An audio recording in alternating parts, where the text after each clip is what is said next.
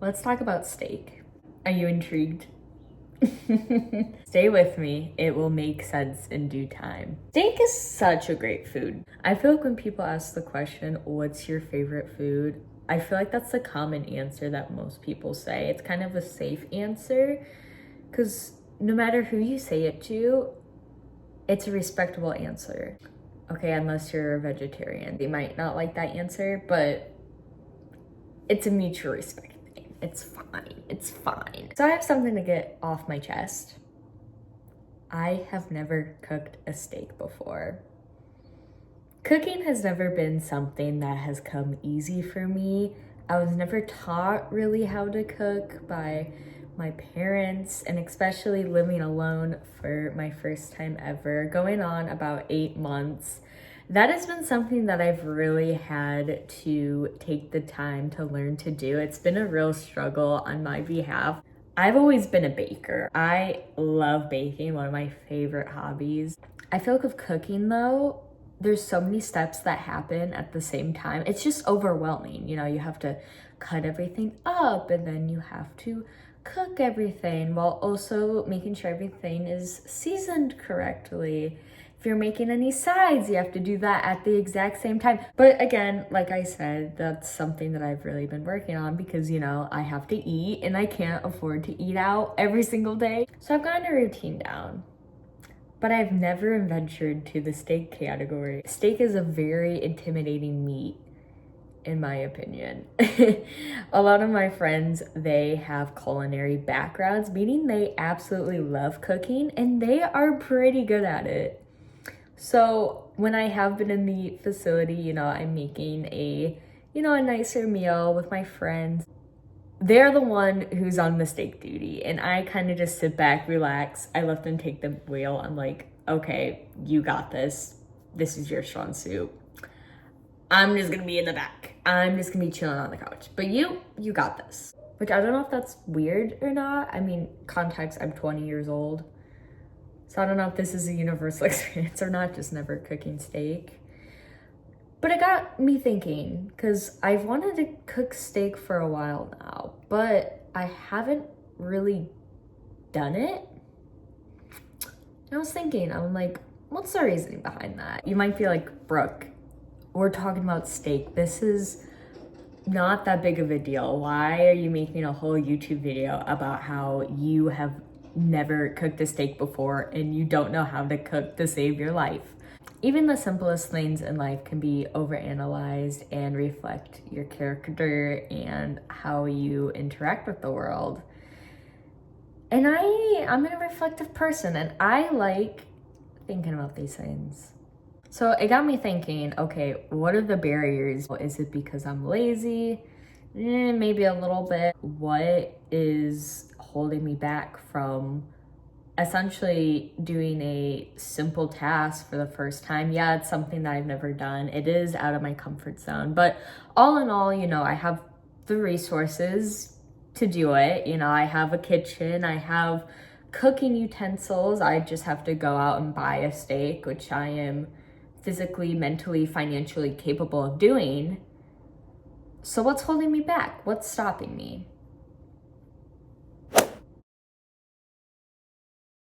Let's talk about a fixed mindset versus a growth mindset. A fixed mindset is a take it or leave it mentality. It is based on unconscious beliefs that may or may not be true that you hold about yourself or another person. Thinking of statements like, oh, I can't do this, I am not good enough to do this, I'm not talented enough.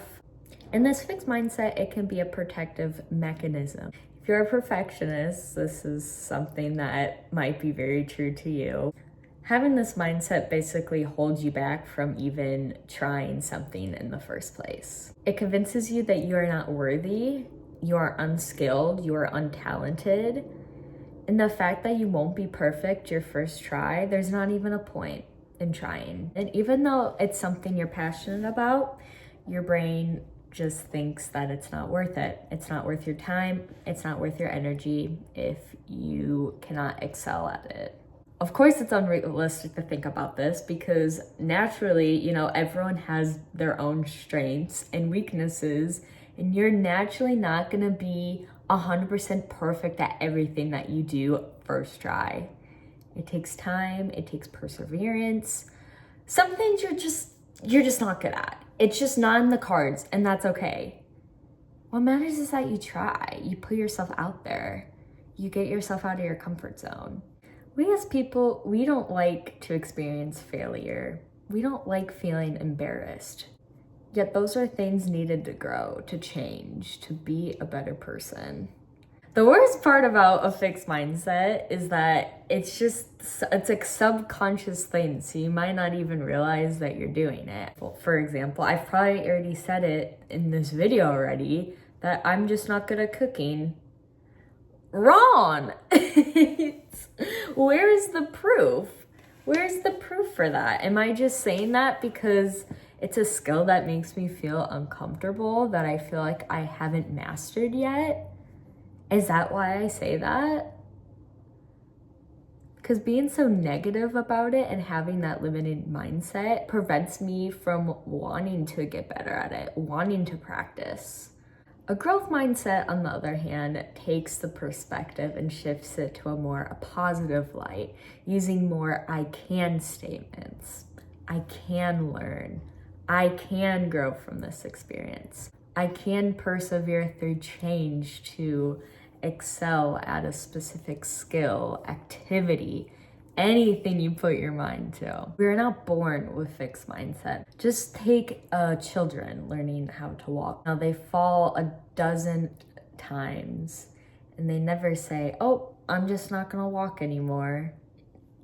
No, they don't have the mental capacity to even think of that. Instead, they get up, they might cry a little, but eventually they get up and they try again until eventually they have those first couple steps, everyone celebrates, they recognize that excitement, and they try again.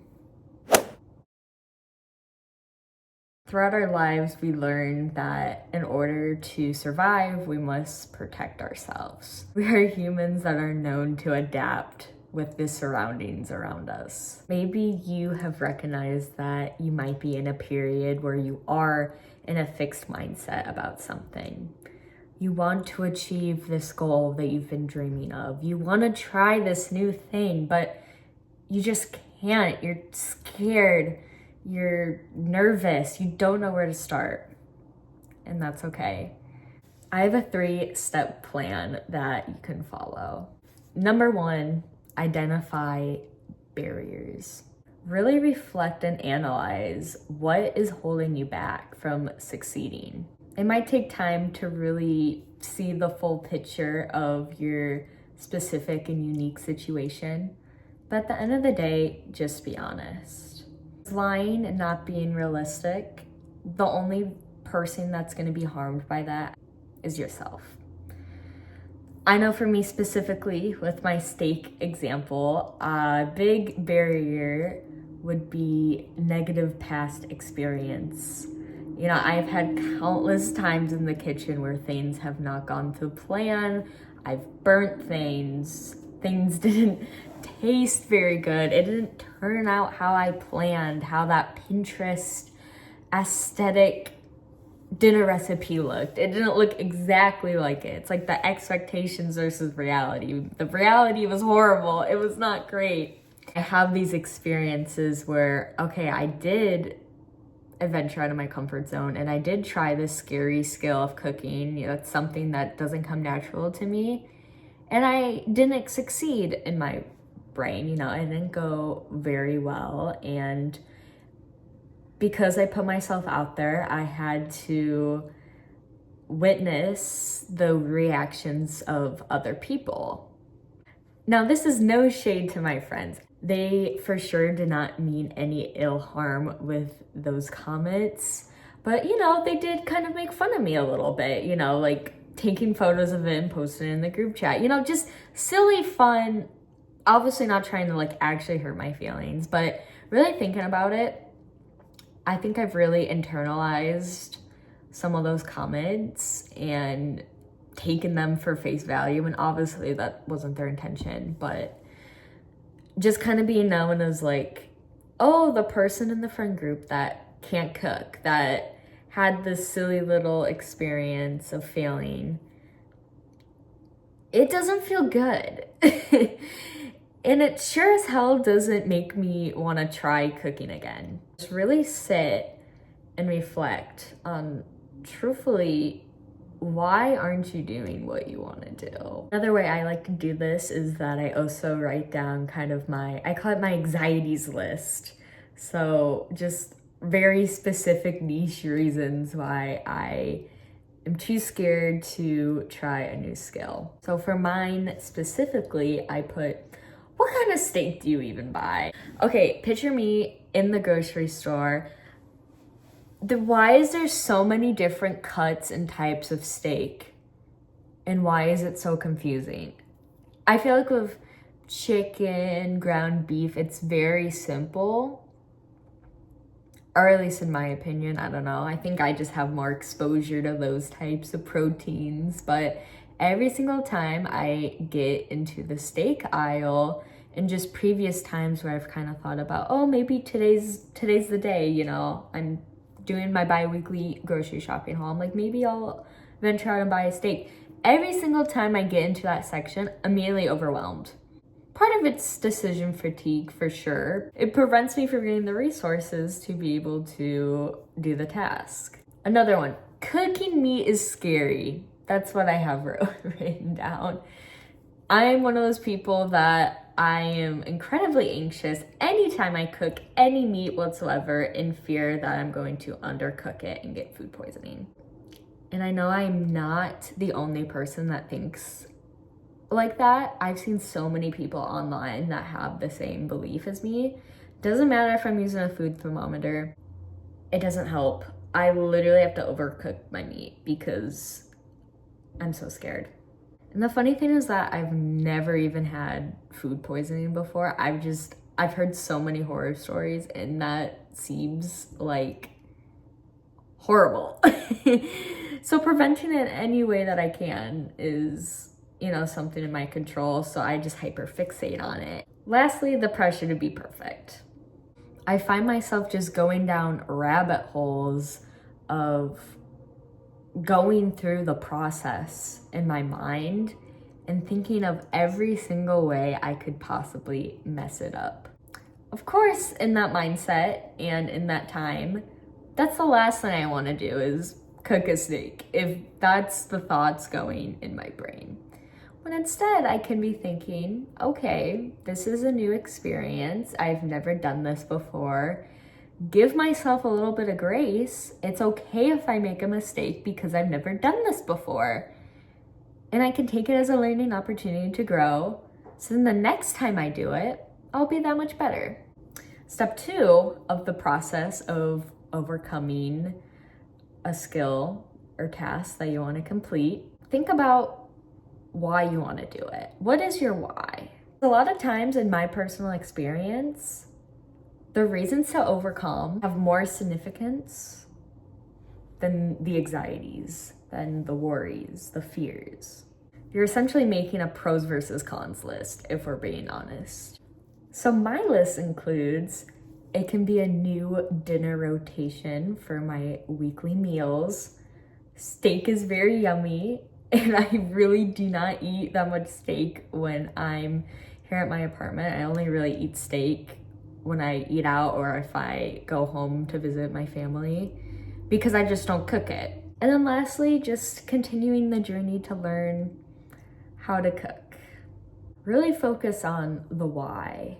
Because when times get hard, when you're thrown into challenge, this is just good advice for anything, but focusing on your values and kind of your purpose of why you're doing the actions, why you're putting yourself through the hardships that you're going through, it's because of that purpose.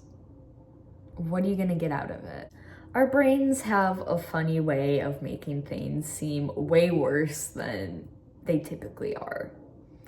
And once you do end up doing that thing, you think after it, wow, I made a big deal about this for no reason. It was hard, but I could do it. this just proves and gives me evidence that I can do hard things. I can learn, I can grow. The final step of my process is to do it. Very predictable, but it's true. At the end of the day, that's what it comes down to. The hardest part is starting. People always say that, and it will forever be true. You just have to take that leap of faith and have confidence in yourself that you'll make it to the other side. In order to unleash your full potential, you have to embrace the growth, the change, the success, the failures, and just enjoy the journey. With that, I'm starting to get a little bit hungry. So you know what that means.